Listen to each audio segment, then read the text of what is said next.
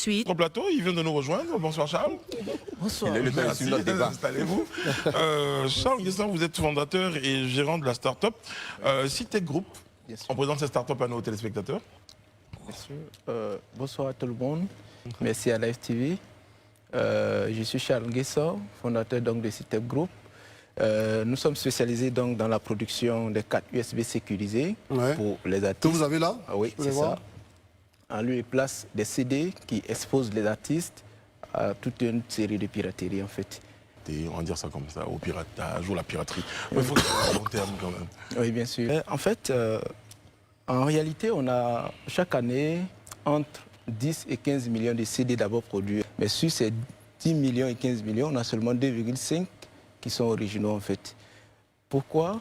Parce que les supports qu'on utilise donnent la possibilité aux gens de pouvoir donc le faire en fait.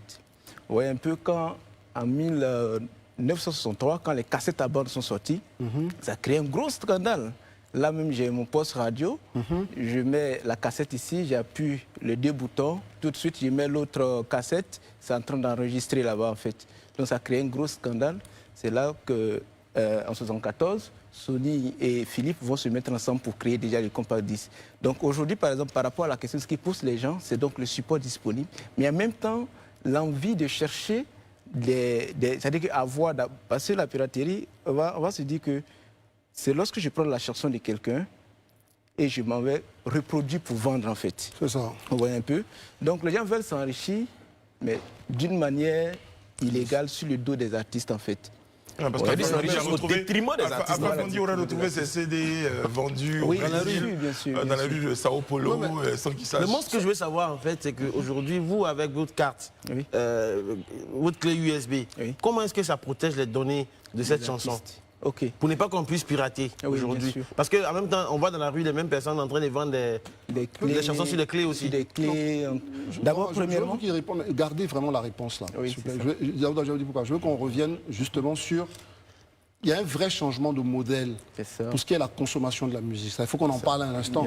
Pourquoi justement vous avez décidé de vous orienter vers ce système de digitalisation qui pour vous est peut-être l'un des moyens, et vous allez expliquer le moyen, mais pourquoi aujourd'hui il fallait que vous vous intéressiez au support digital? Juste ça, et puis on embraye sur la technologie. Bon, tout d'abord, ça vient aussi de là où est venue l'idée, de là où est venue l'idée, parce que déjà, moi, étant embauché dans une structure de la place, et je suis approché par un artiste en 2016 qui me dit, je veux que tu sois mon manager.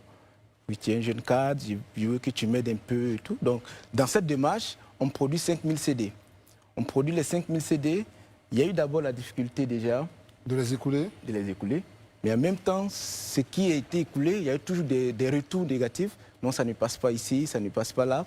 Et on avait toujours du mal, pour aller à une prestation, pour prendre ne serait-ce que 500 CD, c'était toujours difficile à cause du poids. Donc c'est de là maintenant qu'on a dit, OK, d'autant plus que nous ne sommes pas à un pays. C'est vrai qu'aujourd'hui, quand on regarde le taux de... comment on appelle ça, de personnes connectées en Côte d'Ivoire, selon les derniers recensements, nous sommes autour de 11 millions de personnes connectées, mais les plus actifs sur 29 millions. Oui, les plus actifs, on est pratiquement à 5 millions. Voilà. Donc, quand on regarde déjà cette masse, c'est un griffe un peu plus énorme, mais en même temps, on s'est dit, on n'est pas encore passé à un stade où la connexion est totalement gratuite ici, où dans les milieux reculés, tout le monde peut avoir une œuvre en téléchargeant sur une plateforme de streaming. Mais il faut quand même donner un support adapté. Parce que quand on a regardé un peu, depuis 1877, où on a eu les premiers supports, l'invention des premiers supports phonographiques, jusqu'en 2016, où on va faire sortir ça, on a pratiquement 25 inventions de support phonographique. Depuis la première avec Sony. Voilà, c'est ça, les cassettes à bande, voilà, les vinyles et tout ça. Donc, mais à chaque époque, il y avait des lecteurs disponibles en fait. Vous voyez un peu, quand en 98, les CD apparaissent en Côte d'Ivoire et on a beaucoup de DVD, de VCD un peu partout. Tout le monde avait déjà ces supports-là. Et nous, on se retrouve dans une période où on a plusieurs lecteurs USB. C'est ça. Et on s'est dit que tout le monde n'a pas les moyens pour se télécharger. Mais il faut quand même offrir un moyen Et pour vous, c'est ça la solution aujourd'hui, c'est ça. Oui. Et là, on a en main, c'est tout l'album, par exemple, de Bagnon. Bagnon. Donc aujourd'hui, voici la solution. Mais une fois qu'on a ça, c'est là où on va venir à la question de Daouda. Voilà. Donc, la piraterie va se situer déjà à deux niveaux parce que ici, ce qu'on protège aujourd'hui, c'est que l'œuvre, une fois qu'on l'a mis à l'intérieur, on donne simplement la possibilité de lecture. C'est-à-dire qu'on ne peut pas copier, on ne peut pas formater, les virus ne peuvent pas attaquer, on ne peut pas supprimer. Donc, une fois qu'on a fait ça, automatiquement, l'artiste peut jouer sur n'importe quel support sans que ça ne soit peut-être, j'ai dit, copié d'un support à un autre. Oui, même qu'un virus puisse affecter même la qualité du produit. Bien sûr. Donc, ça veut dire que moi, j'ai acheté aujourd'hui mon album, j'ai vu là, voilà, ça c'est mieux, Adeba Conan. Ouais, c'est ça. Le bon truc d'Adeba Conan. Donc, Adeba Conan, je l'ai. Et je dis, bon, ok, Brice, il écoute une chanson, il dit, ah, mais moi j'aime bien Adeba Conan. Ouais, je dis, bon, ok, allez, je prends mon ordi, je t'envoie la copie de la chanson. Je ne peux pas le faire. Non. Il doit acheter, ou bien vous lui prêtez votre clé. Ouais. Et si je lui prête, il me prête sa clé, il n'écoutera plus les autres chansons d'Adeba Conan. Ah ouais, bien sûr. Très bien. Mais ce n'est plus de la piraterie. Parce que justement, contrairement au CD, là où ça devient intéressant, votre technologie, je pense que du point de vue de la production même des CD, il y avait des coûts, donc il fallait chercher la jaquette, mettre le CD dans la pochette, ainsi de suite. Ça coûtait un peu plus cher. Oui, et donc aujourd'hui, qu'avec la clé USB et votre technologie, on a ça à moindre coût. Et donc le coût... C'est relatif. Voilà, c'est là que ma question, justement. Non, justement, ce que Brice est en train de poser comme question, c'est très intéressant. C'est pour ça que ça ramène au rôle de l'État. Ça existe depuis combien de temps, votre solution? Depuis 2016. Officiellement, 2018 qu'on a créé 2018. Est-ce que, quand par exemple aujourd'hui l'institution, parce que le problème de la piraterie, c'est aussi un problème de politique publique, on est tous d'accord. C'est-à-dire que le ministère de la Culture, l'État, à travers ces démembrements, doivent lutter pour sécuriser l'œuvre des artistes. Est-ce que sur ça, l'État vous contacte, ou bien vous avez contacté l'État, et qu'est-ce que ça a donné enfin? Nous, on a fait plusieurs tentatives. J'ai envoyé plusieurs courriers au niveau donc, du ministère de la Culture et pas mal de ministères. Mais malheureusement, certainement, leur agenda ne leur permet pas. Vous êtes bien gentil. On l'a dit ensemble. Voilà, c'est ça. Oui. Mais ils ne nous ont pas encore reçus parce que... Depuis 2016, ils sont très occupés là-bas. Souvent, les artistes eux-mêmes, en fait, font tout pour qu'on les pirate.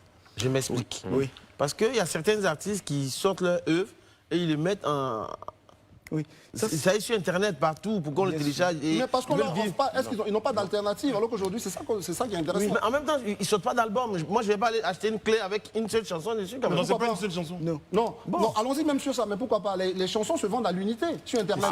Oui, vous avez le droit d'acheter une seule chanson, puisque vous l'aimez bien, de Aya Nakamura. Vous avez le droit d'acheter. Oui, j'aime bien Aya Nakamura, mais ça me permet d'écouter d'autres chansons à côté. Non, mais c'est ce que je veux dire, vous pouvez acheter une chanson, au moins. Je pense qu'on peut revenir en fait sur ce que Brice est en train de dire, qui pour moi est une question fondamentale.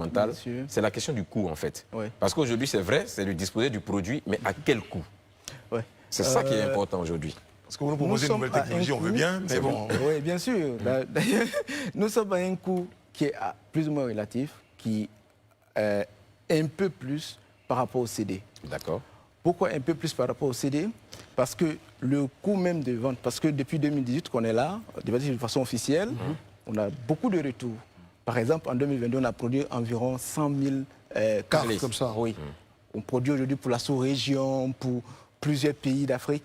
Donc, naturellement, le coût par rapport donc au prix de vente, je dis c'est proportionnel. Quand l'artiste prend, il vend au moins une clé à 5 000 à 3 000 dans les prestations et ça passe très vite. Mais c'est à peu près le coût le CD, c'était à 3 000, non? Bien sûr, oui, un peu. Donc, je veux dire qu'on est tous dans la même fourchette, mais cette fois-ci, on a plusieurs avantages que la clé présente. Et les internautes... Aujourd'hui, c'est les supports plutôt USB. C'est ce que tout le monde a, soit dans les voitures, soit dans les maisons. C'est plus ça. Donc tout le monde est intéressé plus par ces supports-là que d'aller chercher des CD qui ne sont plus d'actualité. Quand Elisa a dit ça, c'est là où je reviens encore. Excusez-moi, c'est pas que je veux m'attaquer à l'État, machin. C'est à ce moment-là, parce que le rôle de l'État aussi, c'est d'observer les comportements. Donc, les gestionnaires de la culture dans notre pays, ils ont dû quand même se rendre compte que désormais, la majorité des consommateurs de musique utilisent des clés USB. C'est là où on est étonné qu'ils ne se jettent pas sur ce système-là qui va garantir la rémunération des artistes. Mais André, pour vous et pour notre invité Charles Nguessan, entre l'État et les consommateurs, il y a les artistes eux-mêmes. Quel combat ces artistes-là eux-mêmes mènent pour qu'on puisse les aider à basculer vers un nouveau modèle? Non. C'est pas moi qui dois répondre, mais tu maîtrises mieux le dossier. En fait, il faut dire qu'à ce niveau, on a plusieurs artistes. Une fois au premier contact, ils sont tout le temps favorables. Récemment, j'ai rencontré le doyen David Taïro. Tout de suite, on a fait sa production par rapport à son nouvel album. Voilà. Donc, vous allez voir que les artistes sont tout de suite partants, mais nous sommes dans un modèle économique. Les artistes ne vont pas se battre pour nous, en fait. C'est nous qui devons nous battre, et surtout que le Burida, plus ou moins, nous soutient dans cette œuvre depuis le début. Pendant que... Donc, ok, finissez. Une fois que les artistes finissent, quand ils arrivent là-bas, ils leur disent « Ah, voilà, le support qui est là, vous venez, on stick pour vous, puisqu'on a mis aussi un système de stickage à froid directement sur ces cartes-là. Donc, c'est stickable directement au Burida et c'est vendu de façon officielle. Maintenant, ce que je veux savoir, est-ce qu'aujourd'hui, cette technologie, avec le Burida, vous avez des retours sur l'impact en termes de lutte contre la piraterie? Parce que le Burida a des statistiques sur les œuvres piratées et tout ça. Aujourd'hui, avec cette production, est-ce qu'ils peuvent vous faire un retour pour dire qu'avec votre technologie, on sent que la piraterie a baissé d'un tel niveau? Bon, aujourd'hui, on n'a pas ce retour au niveau du Burida. D'accord. On n'a pas ce retour au niveau du Burida. Mais est-ce que c'est en prévu? Cependant, oui, c'est vraiment quelque chose qu'on prévoit. Parce que j'étais récemment même avec le DGA. On était en train d'échanger même sur la question. Okay. Parce qu'en fait, ici... avec ce qui est là maintenant, vous ne pouvez pas... Si un pirate veut se lever pour aller reproduire Emi Tiapo, par exemple, il paiera 2 fois plus cher que Emi Tiapo elle. Donc, on ne peut pas reproduire la même chose comme ça pour vendre sur le marché. C'est-à-dire que nous, selon notre système, sur peut-être les 10 années à venir, les gars ne peuvent pas le faire. Parce que derrière, nous aussi, on prépare aussi d'autres produits beaucoup plus renforcer la sécurité. Vous m'avez piqué ma question, parce que c'était ça. C'est-à-dire que j'allais vous demander... on sait que ce qui est vraiment, je sais pas, je qu'il baisse un peu la musique. On sait que les pirates s'adaptent très vite face aux solutions qu'on leur propose. Et je demandais, le next step, c'est quoi? Qu'est-ce que vous allez pouvoir faire face aux pirates? Et voilà, il vous l'a dit.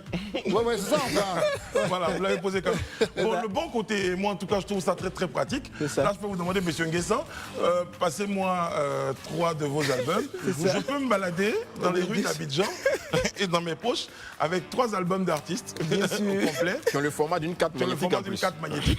Que je peux mettre dans mon portefeuille. Contrairement à 4 CD que j'aurais moi dans les mains parce que j'ai envie de me déplacer dans mon véhicule. Et c'est plus compliqué. Bon, en tout cas, je crois que vous avez dit vos démarches vis-à-vis du ministère, du Burida, en tout cas de tous les acteurs, pour les sensibiliser donc à votre nouvelle technologie, sont en cours. On espère qu'elles vont aboutir. On a été très très heureux de vous recevoir et surtout, moi je vous cache pas qu'on a besoin de vraiment, c'est la première fois de ma vie d'ailleurs. J'en avais entendu parler. Moi j'ai déjà vu, mais je ne savais pas que c'était un système comme ça.